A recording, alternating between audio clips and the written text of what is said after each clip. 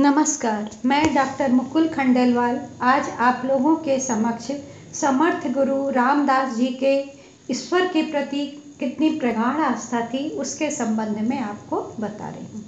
हमारे देश में आध्यात्मिक जीवन पर विचार और प्रचार करने वाले लोगों को संत मान लिया जाता है।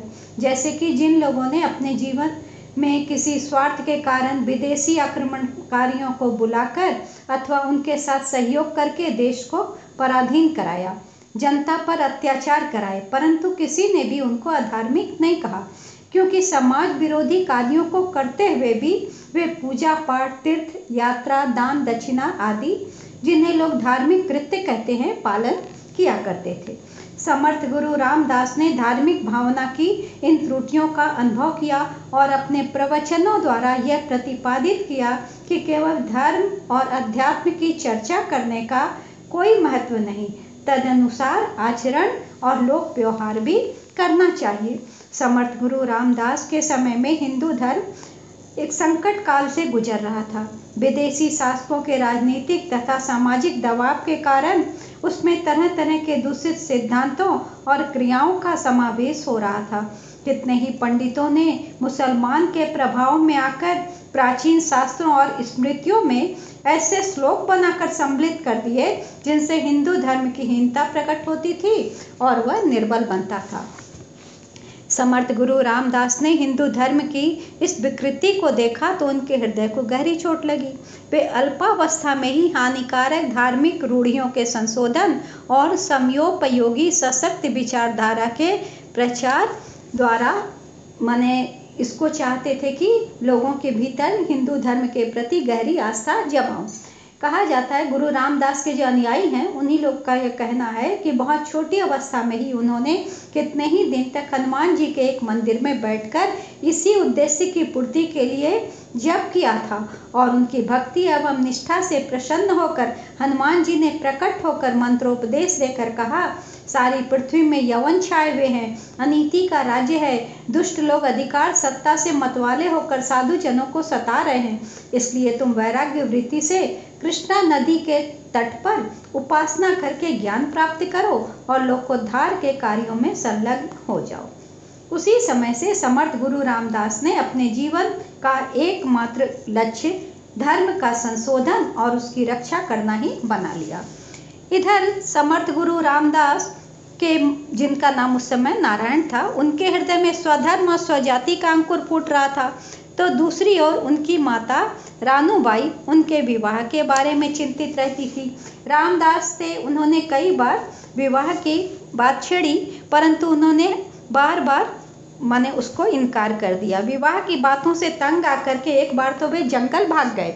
तब बड़े भाई ने उन्हें समझा बुझा कर घर लाया और माँ को भी समझाया कि वह विवाह की बात उनसे न करे, लेकिन माँ बराबर उनसे फिर भी विवाह का आग्रह करती रहती थी।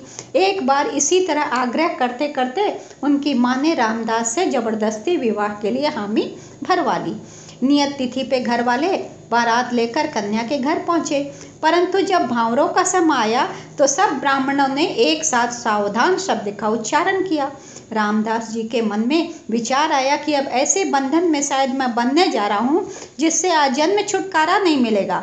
ऐसा विचार आते ही उनकी मनोवृत्ति बदल गई और वे विवाह मंडप से उठकर बड़े जोर से बाहर की तरफ भागे।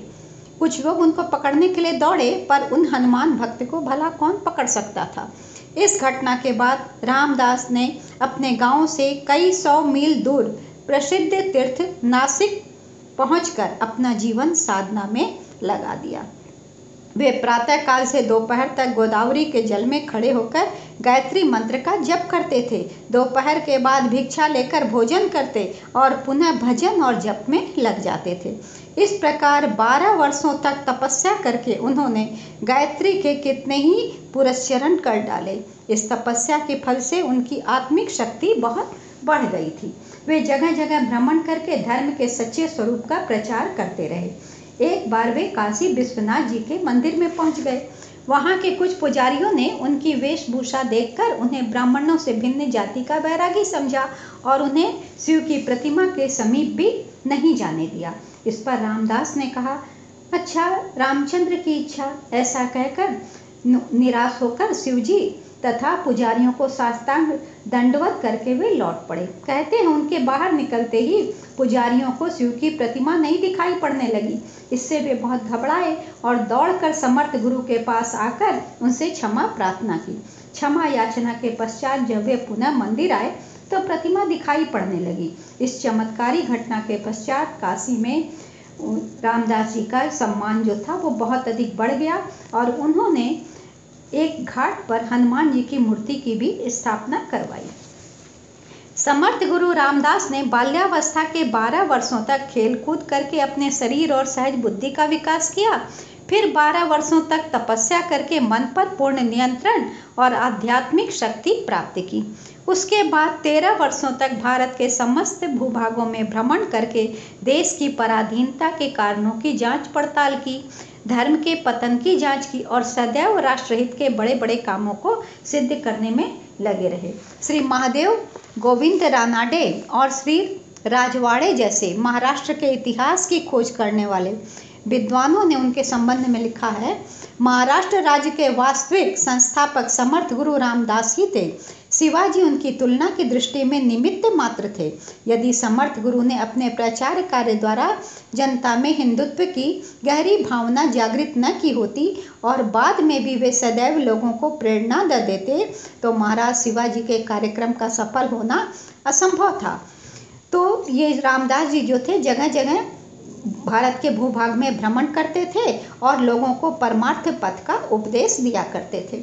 एक बार भ्रमण करते करते वे अपने ही गांव आंबे में पहुंच गए और अपने घर के दरवाजे के सामने जय जय रघुवीर समर्थ की आवाज़ लगाई।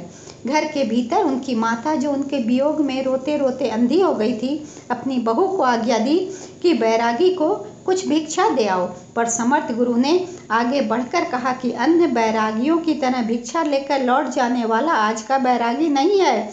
इस बार माता ने अपने पुत्र की आवाज़ पहचान ली और खुशी के मारे माने एकदम उनकी आंखों से अश्रु आ गए और कहने लगी, क्या नारायण आया है?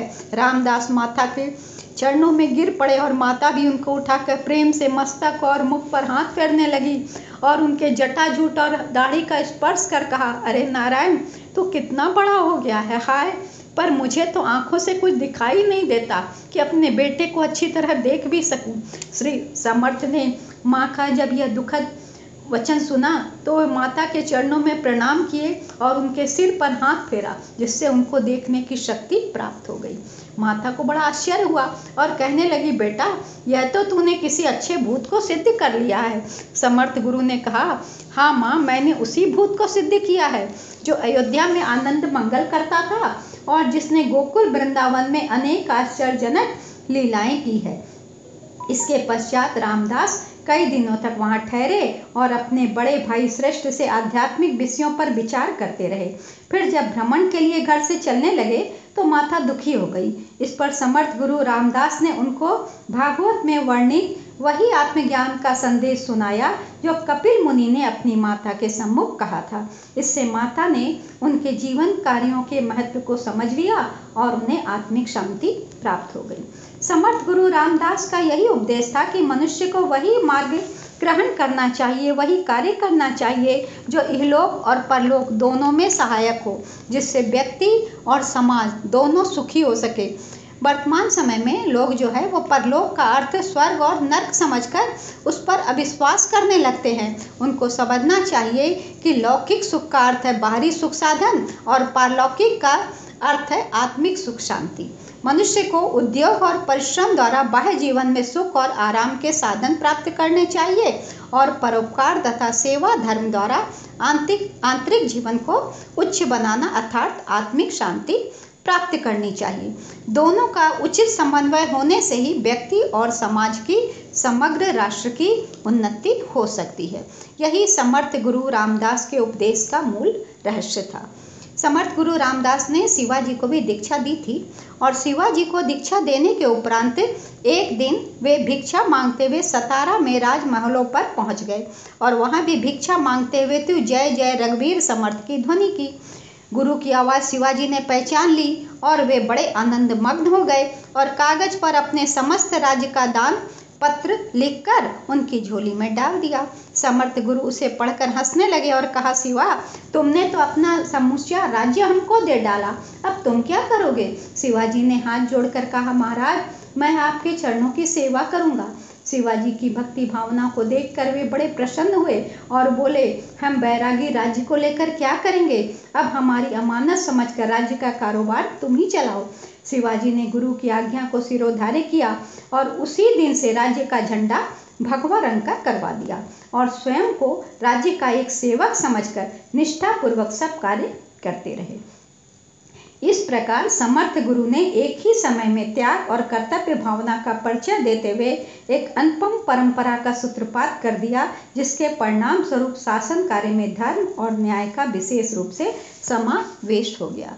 तो ये थी समर्थ गुरु रामदास की ईश्वर के प्रति निष्ठा और उनका समाज और राष्ट्र के प्रति किया गया महान कृत्य। धन्यवाद।